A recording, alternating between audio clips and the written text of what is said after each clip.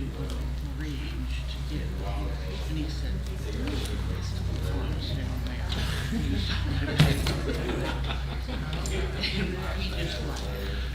I threatened to sing to a part of the Alabama Jubilee, one-legged Joe hopping around on his toe.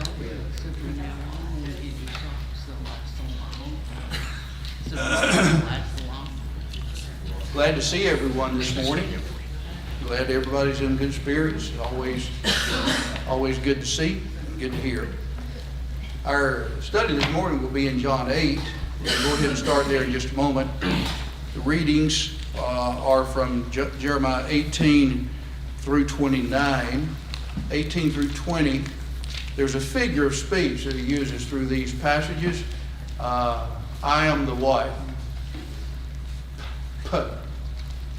Potter. Yeah, I'm the potter. Yeah. Guess what you are? Yeah, the clay. Yes, and it's like it's a broken vessel, a broken piece of pottery, and God, that's continued on in chapter 19, in 20, in 21 through 24. We have the prophecies against the kings and leaders after Josiah. And in fact, Zedekiah is mentioned there in chapter 21 in the first few verses, and the prophecy against him. In 22, we have the wicked leaders that led to Judah's ruin. Verse 5, I'll just a quick note here. If you will not hear these words, I swear by myself, saith the Lord, that this house shall become a desolation. And look down in verse 13. Woe unto him who builds his house by unrighteousness, and chambers by injustice, useth his neighbor's service without wages. All of this was going on. Jehoiakim is identified, or Jehoiakim rather, the son of Jehoiakim, down in verse 18. And then 24 through 30 is a passage that if you've not marked it already, you want to, because Coniah was just another name for Jehoiakim and Jeconiah. And there were three names by which the same king was named. And this prophecy there is that there will not arise a king who is a descendant of Coniah or Jeconiah, who will reign in Jerusalem and prosper, or Judah. Look down in verse 30. Write ye this man childless. Well, he had descendants, but he had no descendants that would be on the throne and prosper.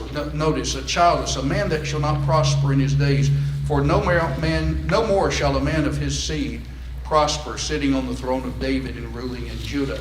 However, Jehoiakim, or Coniah, or Jeconiah, is of the lineage of whom? David, and then is an ancestor to Matthew 1, Jesus Christ. And so this is one of those statements that indicate that really there's not going to be a kingdom on earth, because there's not going to be a descendant of Coniah who will rule in Judah and prosper. And so where does this descendant of Coniah rule and prosper? From heaven. Yeah. So this would be a great passage to use in the defense of the kingdom, but now being in existence, and against premillennialism. Continuing on, the people who were leaders were considered what? 23 verse 1, shepherds. And so there's a woe pronounced on them, as well as the false prophets. And then let's continue on. In chapter 24, God showed me, and behold, 2 baskets of figs before the temple. And these 2 baskets of figs represented what? The people, that's right. And then in 25 through 29, he pictures there's going to be how many years in captivity? 70. Look at 25 verse 11. And then in chapter 26, the message at the temple that Jeremiah gives, the beginning of the reign of Jehoiakim, the son of Josiah, king of Judah, came with this word from Jehovah. And then he gives the word And all together in this, there was a plot to do what to Jeremiah himself? To kill him. And the plot was defeated.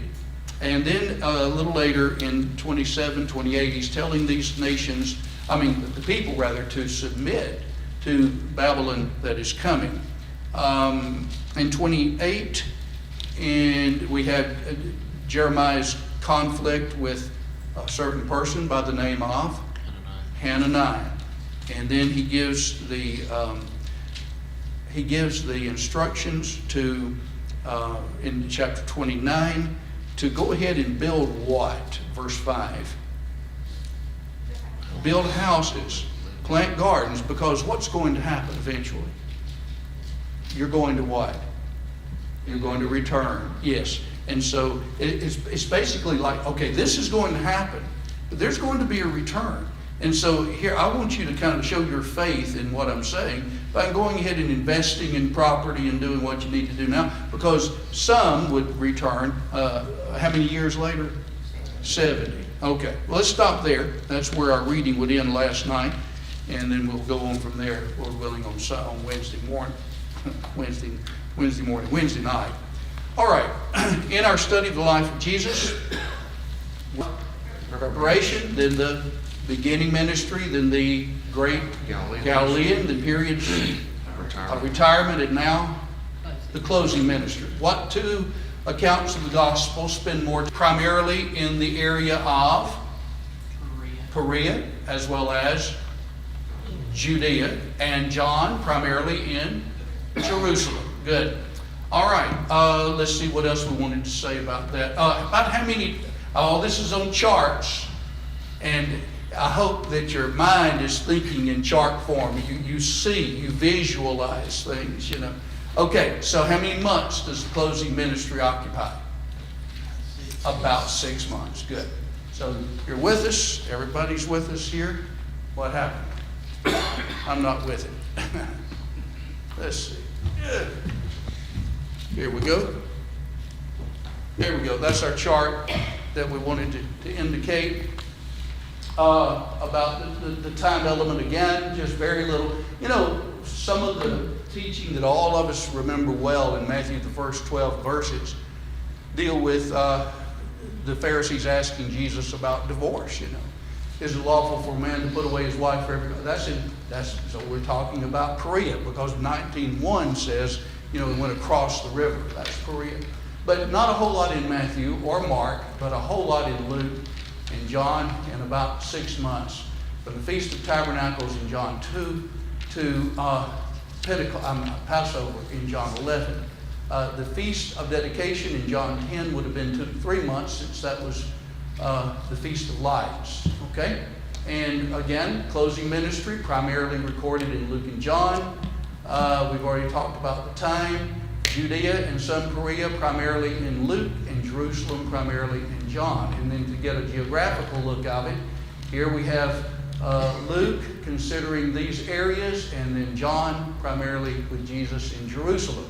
And we can this part of it is not a guessing game, because Jesus is actually where in John 7, verse 2? The Feast of Tabernacles was where? In Jerusalem. Jerusalem is mentioned. The Sanhedrin is, you know, the council is mentioned. All this is there. And so we've got Jesus really in the heart of his enemies. And then, let's see, I think this is the one you said, this is the chart you said didn't come out too well on PowerPoint. But back there, it does. I looked at my phone to see that, you know, yeah. And it's just like that, it's plain. It looks plain, good. Well, because of what you said, we changed it up a little. And this is where we were last week, in John 7, verse 11 through chapter 8, verse 1, or just the end of 7. The Feast of Tabernacles, and there was so much excitement among some, and yet there was a whole lot of a consternation among others. How in the world can he be doing these things? And we pointed out that there was confusion over who he really was. He teaches in the temple. He refers to an earlier miracle. Well, you circumcise a man on the 8th day and think nothing of it. And I did one work on the Sabbath, and you fall to, what's it, Patsy Cline? you fall to pieces. But he talked about that. Then we have the discussion between the multitudes as to who he is. And the last day of the feast, he said, I can give you what kind of water? Living water. From within your own cells or within your own belly shall waters flow. And then the officers had told a deputation, the Pharisees had told a deputation of officers to go get him and bring him back. They didn't, and their explanation is worthy of memorization. It's a short phrase. Never did a man so speak, or speak like this. And there again, it's very reminiscent of the Sermon on the Mount. At the end, the multitudes were astonished because he was one who spoke with authority, not as the scribes. Based on his own credentials, he would speak. And we pointed out Wednesday night that in my trial, I just scanned this. You've got some, and the rulers, the multitudes, the Pharisees, the chief priests, the officers. You just got a mixed bag of people who were there in Jerusalem. All right, now we come to chapter 8, the entrapment questions about an adulteress. And then Jesus claims to be the light of the world. He is the origin of all that. His source is with the Father. And then he compares his Father and the Jews' Father. And I've got that in this sense, in this way here. Lee and I were talking on the way over about the fact that in John 8, she was talking about her reading of it. And I was telling her some things I thought about that I had not thought about before. And I said, as I continue to get a little older and try to just read as if I never read it before and just try to say, okay, what are the main divisions? I told her, it's like John 6, John 7, John 8, some of John 9, a whole lot in John 10, some things in John 11. Jesus is to a large degree answering questions, answering critics. And in those answers he gives, a lot of this begins or shows claims for his deity, various aspects of his deity, that I'm going back to him who sent me. I'm from the Father. All of those indicate his deity, his eternal nature, and we'll see that here in chapter 8. But I was telling Lee on the way over, unlike some of Paul's epistles, like in chapter 8 of 1 Corinthians verse 1, now concerning things sacrificed to idols. And then you got 8, 9, and 10, he's talking about things sacrificed to idols. In 11:2, now in this I praise you. In 11:17, now in this I don't praise you. And then 12:1, now concerning spiritual gifts, you can follow, it's like bullet points, like 1, 2, 3, 4. Jesus, and I was telling Lee, and I never really thought about it from this, just kind of came to mind. Jesus' speeches here are still in answer to some of the questions, but they take on the form more of the Jewish prophets. From the point of view that there is an ebb and a flow. There will be an idea and a marked idea and then there will be a movement back to, just like I told Lee, I said, in John 14, 15, and 16, when Jesus, everybody can quote 14:1, can't you? You believe in God, believe also in me. Or let not your heart be troubled. You believe in God, believe also in me. All right. So here he's been announcing, I've got to die. But don't be troubled. Why? What's the remedy? I'm going to send the Comforter. He's going to help you. Well, then he deals with the work of the Comforter in various parts of that long speech. And then he talks later in 15 about the fact that as long as you are connected vitally to me, I am the vine and you're the branches. If you're in with me, you're okay. You're all right. Now, in this world, there is tribulation, but be of good cheer. I have overcome the world. That's 16:32, I think it is. But all of those, I really wanted to elaborate on this a little bit. That what you have is an intermingling of ideas that are just kind of flowing together. They're not marked this, and this. And in what Jesus is doing, he is answering a lot of these critics. To which Lee said, kind of reminds me of my conversations. I almost aimless going this way. It's like Pete McGee said about Annette one time. He said, she'll go from one idea, she never turns on her blinker. You just got to go from expect you to follow exactly. Well, you can do that with Jesus, but you kind of have to go back and reread and say, oh, now where is this coming from? So the first 11 verses. Now we have. One other thing I wanted to mention that we were talking about earlier. One thing that's common to John, that's uncommon to Matthew, Mark, and Luke, are these long conversations. The Sermon on the Mount is about the longest in Matthew, Mark, and Luke. But usually in Matthew and Mark, there'll be a miracle and a little conversation, or there'll be an answer, and then the next event. It's here and then done, and then the next event comes. But in John, you have these long speeches that are more of the claims of Jesus based on his miracles. I can make this claim because actually I'm from the Father. And my works testify of all this. So with all that in mind, let's go ahead and read. I'd like for us to read the whole paragraph. And I really encourage you guys. I know I've done this before, but I encourage you to just read through the whole chapter, and don't stop. Don't stop to pick out a word or something that, just read through and get the kind of the taste of it, the flavor. And then come back and say, okay, now where are some connections that I see as I say, to whom does Jesus speak?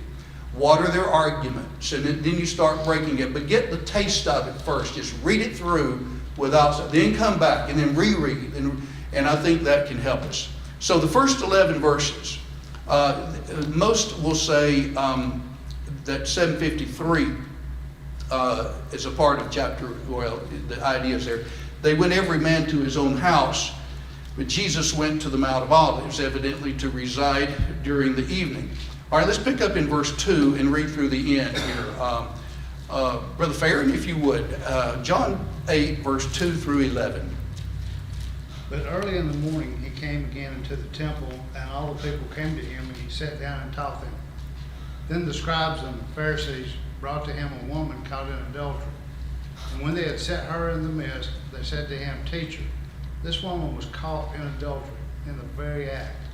Now Moses in the law commanded us that such should be stoned. But what do you say? Then they said, testing him, that they might have something of which to accuse him. But Jesus stooped down and wrote on the ground with his finger, as though he did not hear. So when they continued asking him, he raised himself up and said to them, He who is without sin among you, let him throw a stone at her first. And again he stooped down and wrote on the ground. Then those that heard it, being convicted by their conscience, went out one by one, beginning with the oldest one, even to the last. And Jesus was left alone, and the woman standing in the midst. When Jesus had raised himself up and saw no one but the woman, he said to her, Woman, where are those accusers of yours? Has no one condemned you? And she said, No one, Lord. And Jesus said to her, Neither do I condemn you. Go and sin no more. All right, thank you. There are 2 or 3 ideas. If you want to try to remember what are the main ideas of a chapter, I think there would be 2 or 3 here. You've got the woman caught in adultery who's brought to Jesus, primary purpose to entrap Jesus. Second thing, Jesus speaks of his being the light of the world, 8 verse 12. And then that continues on, and then he starts to talk about heritage, family background. We have Abraham, our father. No, you really don't. You have the devil as your father. And then he says, God is my father. And so he makes that transition. So altogether, boiling what I just said down, you got the woman taken in adultery, I am the light of the world, and God is my father. That's one way you could look at it.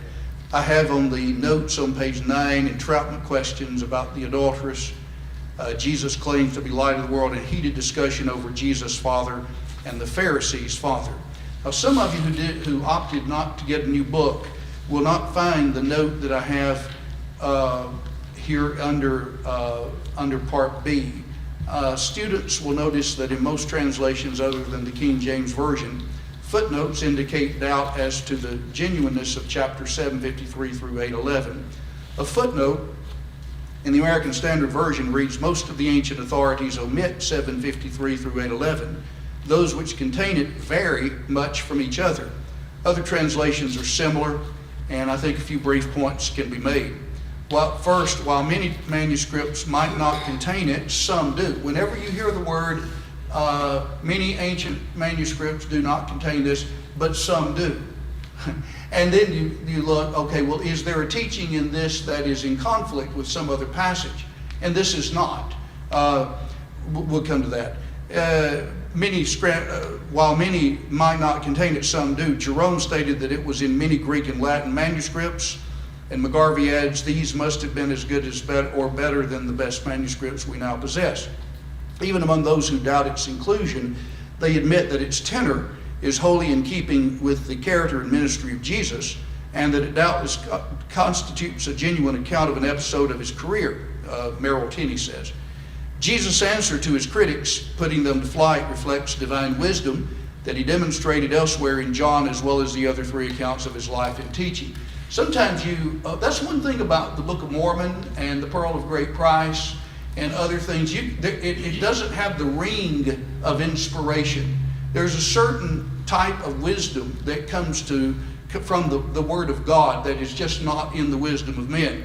And that's part of this. No new truth is learned that is not taught elsewhere, either directly or by principle, and no truth elsewhere taught is overturned by this passage.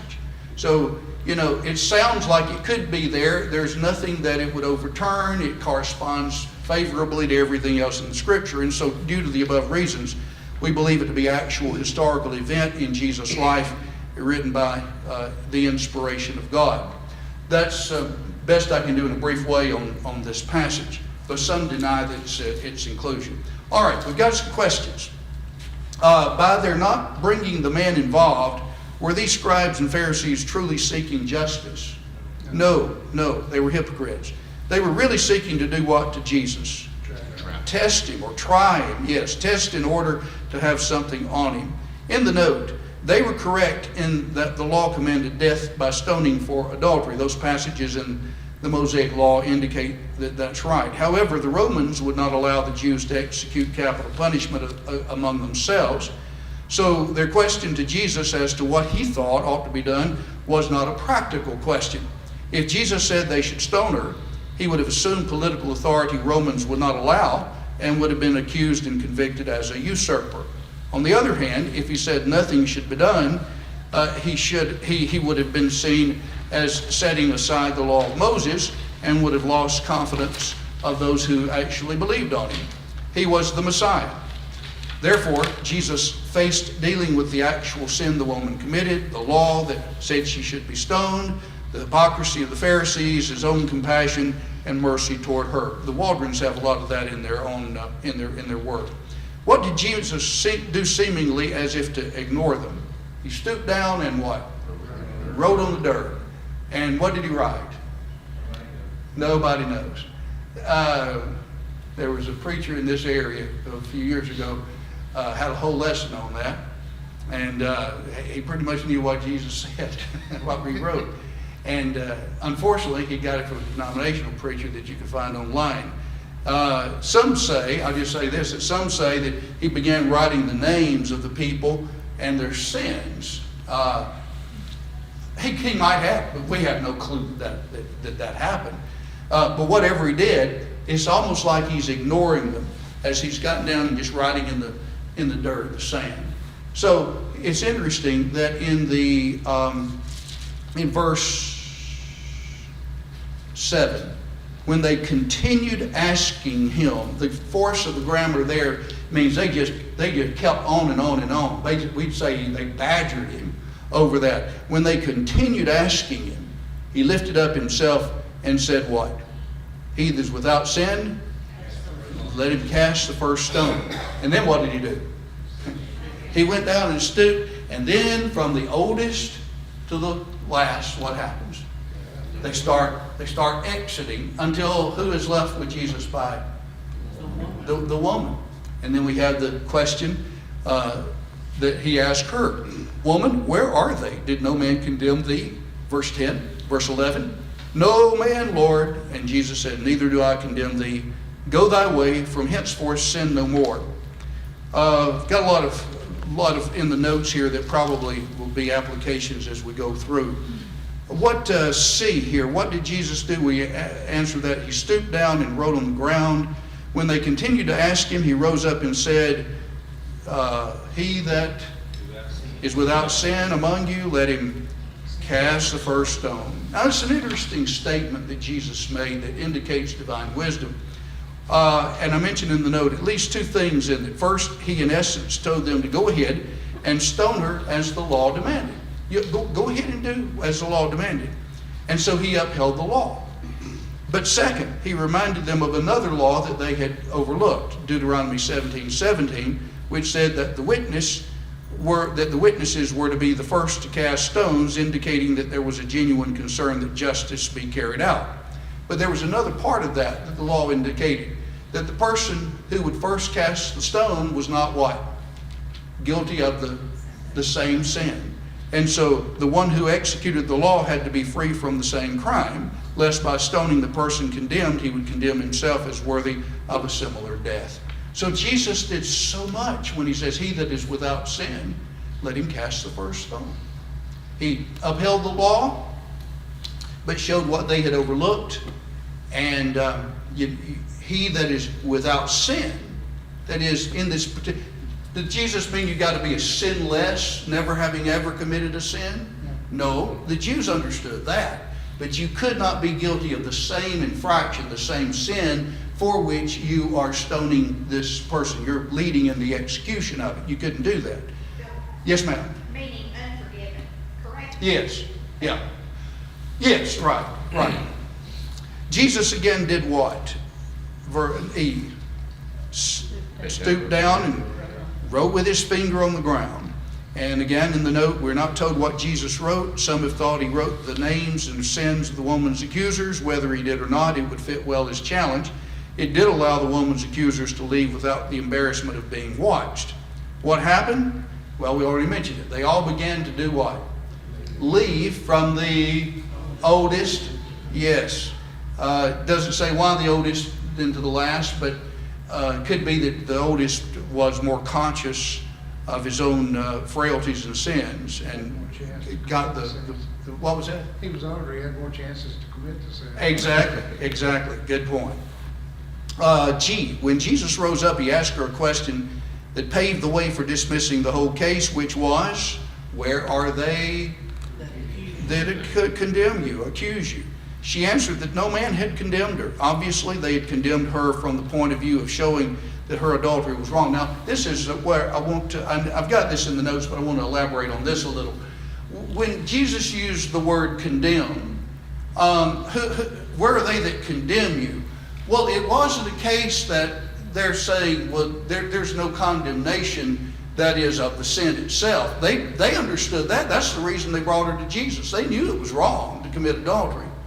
But the word condemn here is not in the sense that you need to know better. That's a sin. That it's condemning them to death. And that's the main point. When Jesus said, neither do I condemn you, he's not saying, okay, adultery is okay, just commit it as long as you... He's not saying that at all. He's saying, neither do I condemn you that we need to stone you right now. That's the point he's making. And worldly people who like to use this verse to say, neither do I condemn you, this carte blanche, that means that you can commit adultery, you can gamble, you can do anything. Jesus didn't condemn the woman caught in adultery. Why should you? That's not the point. Neither do I condemn you to be stoned to death. That's the point. And that was the point that was what they brought the woman to Jesus for. You remember in the law, this woman was caught in adultery in the very act. What do you say about it? That's the point. No, And, yes, sir. Not the witness. there was no stoning. Yes, yes, If at a trial, if you have no witness. yes. You have no. No legal case. basis for carrying on with the trial. Exactly. There's no case. No case. And it could very well be, as hypocritical as they were, that they trumped up the charge against her, you know. Yes, and didn't bring the mail. And the fact that they didn't bring the mail. She was is- caught in the act, that there were two people involved. Exactly. And he would have been guilty of Stoning as well. stoning, yes, exactly. He would have needed to have been stoned just as much as she was, according to, and the law specified that, both the man and the woman. Okay, let's see. How though does Jesus show what she had done was indeed a sin? Go your way and sin no more. Yeah. Rather than nullifying passages that teach Christians are to reprove and rebuke sin and sinners, as many would have us believe, the passage is actually about the hypocrisy of the Pharisees and Jesus' mercy. Did Jesus actually tell her she was justified? No. He said, he recognized what, if indeed she had sinned, you just go ahead and stop doing that. Go and sin no more. Okay, so that is a case in Jesus' life where you have, again, hypocrisy of these people, the immorality of the woman, the purpose of their bringing, and then Jesus, and then Jewish law, Roman statutory law imposed on the Jews, and that you have all of those things mixed together, and Jesus answers it. He that is without sin, let him cast the first stone. He upheld the law, but understanding what the Romans would not allow, and then the law that they overlooked relative to the witness as well as the guilty of the same crime. Don't you love it when it's like a boxing match, and they're coming up and Jesus gives a hard right hand and just poof, just knocks them completely out, and they're on the canvas for the 10 count. It's just like every time they come, it's a knockout punch with Jesus. Not fair. He knows what they're going to do. He Yeah. knows what they're thinking. And like you said, those few words put an end to all that.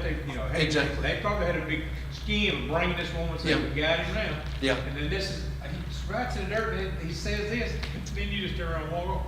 Yeah, and they had nothing that they could say. Nothing you could. Yeah, nothing they could say. All right. Yes, sir. Somebody say something, babe? Okay. All right. Okay, here at 12 through the end of the chapter is where we really get into a little deeper water insofar as following the arguments that are concerned. I thought earlier this morning it might be good just to kind of just read through and don't do much talk, except just make some kind of mental divisions. And I think that might be good. Let's begin reading in 12. And by the way, look at my note down on page 10. There are two parts in this one speech that was delivered in the temple. See verses 20 and 59.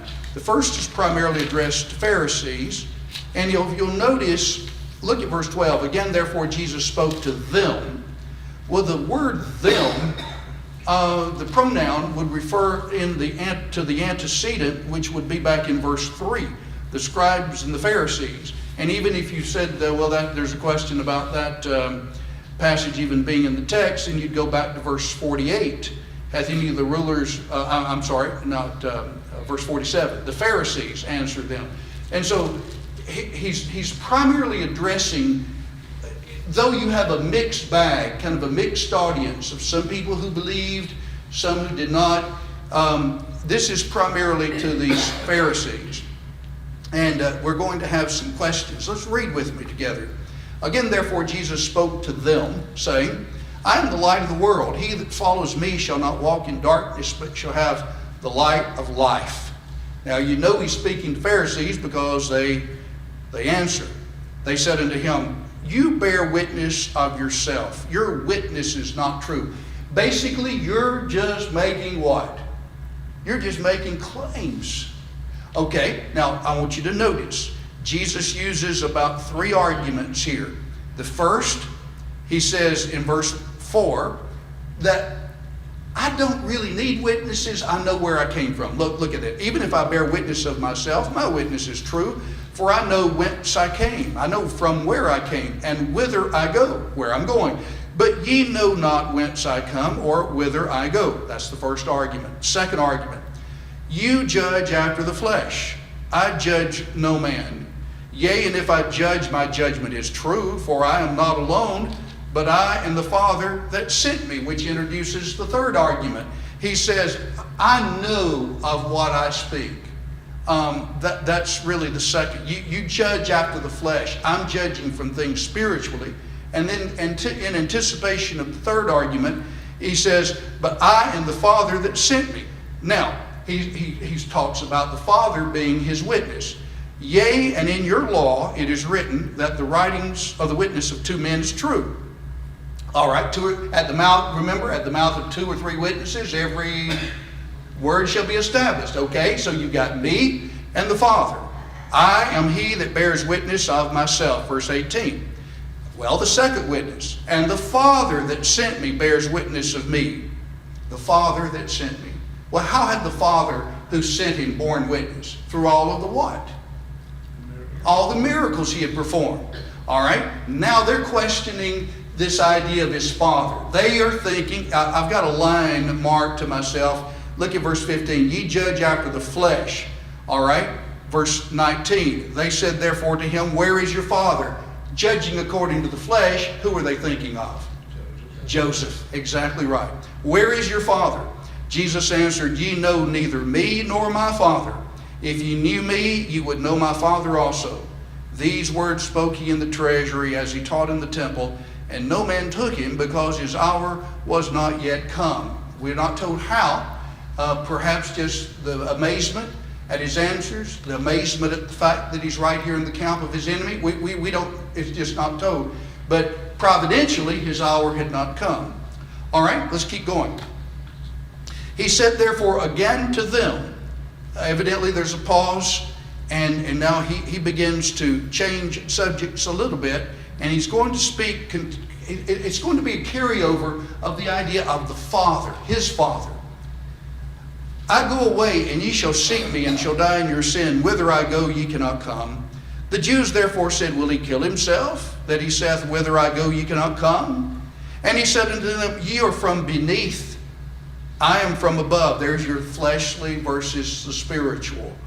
I am from above. Ye are of this world. I am not of this world.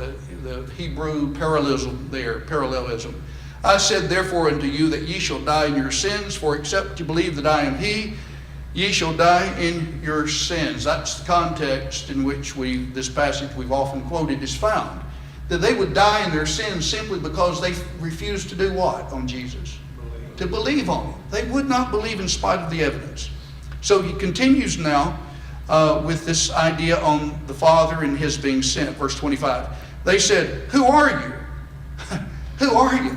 He's been telling them for the better part of 3 years who he is.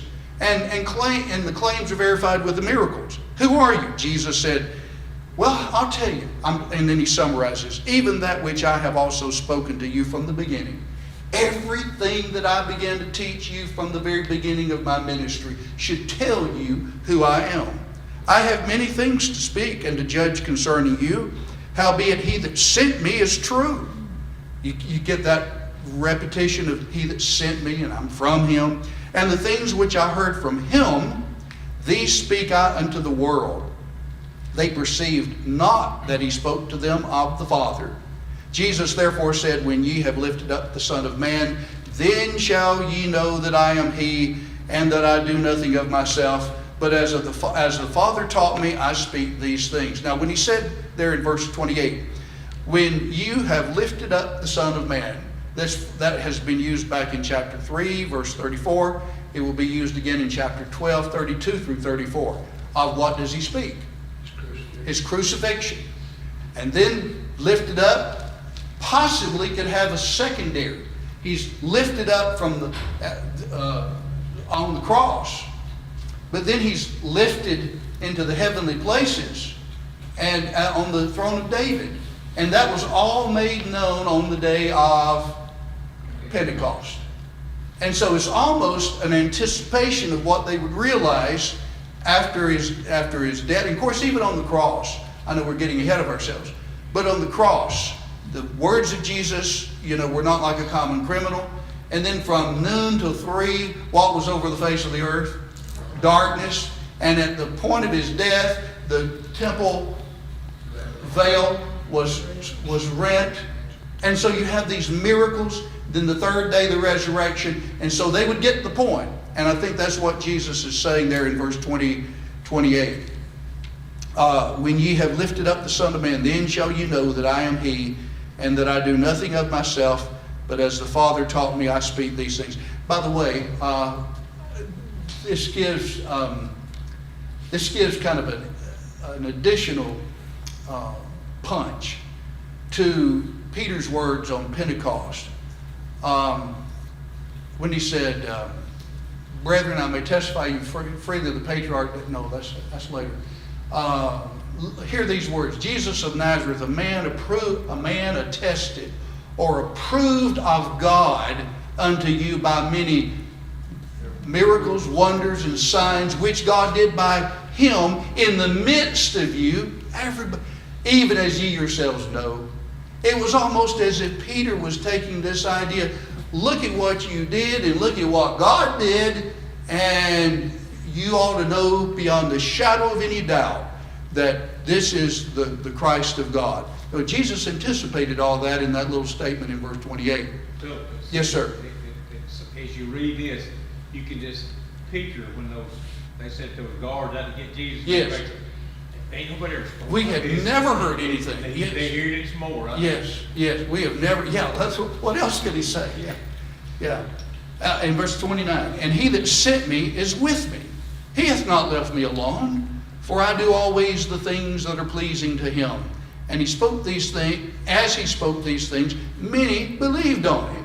So among the common people, usually, these people would be believers to a degree, and yet, and we make this point, the Walters make this point, others do as well, even though you had some belief among these people, there evidently was a shallow belief, because they are kind of put together with these other leaders in the rest of the speech who question it in a critical way. Let's keep going now. 31 through 30, well, I mentioned 31 through 59 is really to the disciples, but it's a mixed bag. And so he says to those Jews who believed him, if ye abide in my word, then are you truly my disciples. And ye shall know the truth, and the truth shall make you free. So abiding in Jesus, to be a disciple of Jesus means that you've got to abide in his word. And when you want to do that, you can know the truth. Well, all right. The truth will make you free. Jesus, we know, is talking about free from what? Sin. They are thinking not free from sin, but free from what? From Rome, tyranny, yes. Political, economic tyranny and all that. So that's how they answered. They answered and said, we are Abraham's seed and have never been in bondage to any man, which was a lie. They were then in bondage to whom as a nation? The Romans. How sayest thou, ye shall be made free? Well, then Jesus then begins to answer by giving the idea of in a stewardship or in a house, you've got the master, and then a son. A son would have the right given to him by the father to dismiss or to acquire various slaves. And so Jesus uses this illustration that if I'm a son in a house, a literal house, I have the prerogative of keeping a person with me forever or dismissing it. And that's the point he makes here. Notice, they said, we're Abraham. We're never in bondage. Jesus said, everyone who committeth sin, and the ETH on the King James American Standard is significant. It's a continual practice. It's a present participle active verb. It continues on. It's not like I made a mistake and then I'm going to make it right. It's just given over. Everyone that committeth sin is the bondservant of sin, the slave of sin. And here notice the analogy. The bondservant abides not in the house forever, But the Son abides forever. There's a difference between the son and the slave. If therefore the Son shall make you free, ye shall be free indeed. See, just like in a house with slaves, the son of the master, son of the father, has the ability given to him by the Father to release or to keep whomever he would. So if the Son is able to make you free, ye shall be free indeed. Now, Jesus recognizes their biological descendancy. I know that ye are Abraham's seed. Yet ye seek to kill me, because my word hath not free course in you.